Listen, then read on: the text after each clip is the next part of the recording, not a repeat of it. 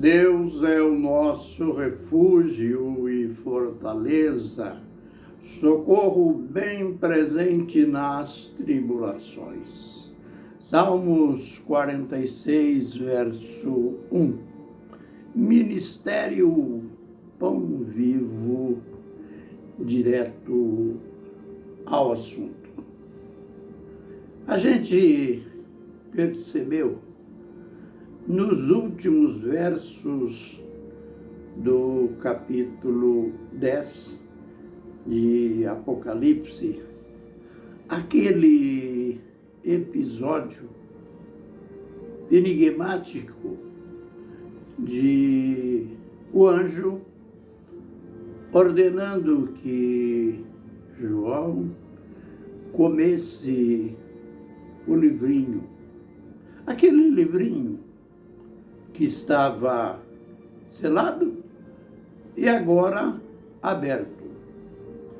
João obedeceu de modo sistemático a ordem do anjo. E quando João recebeu a ordem, ele já foi informado que o livro seria no seu paladar, na sua boca, seria doce como o mel, mas no seu estômago amargo como o fel. E o anjo deu a chave para ele do significado daquela cena. É necessário que você ainda profetize para muitas nações, línguas, povos e reis. E é interessante a ligação. Logo no verso 1 do capítulo 11, que conforme já aprendemos, quando a Bíblia foi escrita, ela não era divisível ou dividida em capítulos e não tinha as epígrafes separando o texto. Era um texto só. E então, devemos estudá-la obedecendo à continuidade do texto. E na continuidade, o apóstolo diz: foi-me dada uma vara. Vara quer dizer um instrumento de medir. E também uma palavra, dispõe-te. Dispõe-te e mede o santuário. Olha, nós não podemos avançar sem ficar viva em nossa mente o fato de que este santuário não tem nada ou seja, não vamos espiritualizar o texto, mas entendê-lo, interpretá-lo na sua literalidade, lembrando que foi deste santuário que Paulo falou em 2 aos Coríntios, aliás, 2 aos Tessalonicenses 2, verso 4, quando ele estava falando sobre o anticristo, ele disse que o homem da iniquidade o filho da perdição, aquele que se levanta contra tudo que se chama Deus ou é objeto de culto. Ele, diz Paulo, ele se assentará no santuário. Olha aí a clareza. Ele se assentará no santuário, ostentando-se como se fosse o próprio Deus. Veja que homem blasfemo!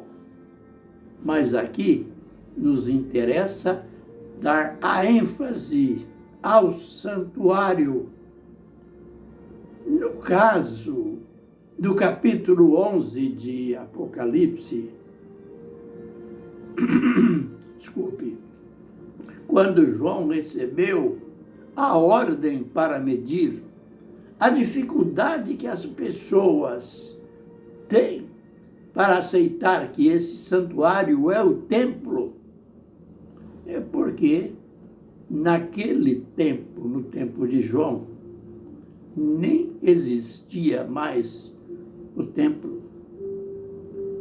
O templo tinha sido destruído no ano 70 e João estava escrevendo no ano, em torno do ano 90, 95. Mas, note bem, sempre estabelecendo a conexão. Quando Paulo escreveu e falou do santuário, também não existia santuário.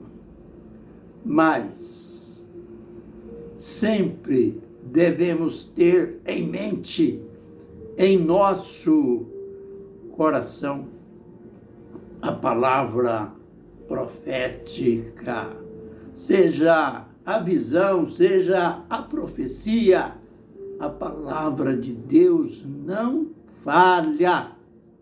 Tudo que ele falou tem acontecido e vai continuar acontecendo. As pessoas perguntam, mas como? Ali, no local do templo, tem aquela famosa mesquita muçulmana, templo sagrado, onde os muçulmanos dizem que foi dali que Maomé subiu ao céu. Aliás, apenas uma crença, nada de verdade. Mas, continuando, as pessoas perguntam, como? Ali não tem templo? Mas é futuro. A profecia fala de futuro. A história tem mostrado quantas vezes o templo de Israel foi construído e reconstruído. Quantas invasões que Jerusalém sofreu. E aguardemos, a profecia vai se cumprir. E essa medida do santuário, ela tem algo de profundidade que a gente ainda vai aprender nos próximos vídeos. Lembre-se que a ordem foi completa. Mede o santuário, mede o altar e conta os que nele adoram, mas deixa fora da medida, deixa o átrio exterior, o pátio, porque ele foi dado aos gentios. E Jerusalém será pisada, será governada por 42 meses. Olha, esses 42 meses, que quer dizer 3 anos e meio, nós iremos ver no mesmo texto a ligação deste período, usando outro vocábulo. Não 42 meses, mas 1.260 dias. Mas quer dizer também 42 meses. Quer dizer também 3 anos e meio. Mas por que mudar o vocábulo? É porque o texto vai falar, não de gentios, mas vai falar das 2 testemunhas. Mas aguardem, isso fica para o próximo vídeo. Fiquem na benção e na graça do Senhor Jesus Cristo. Amém e amém.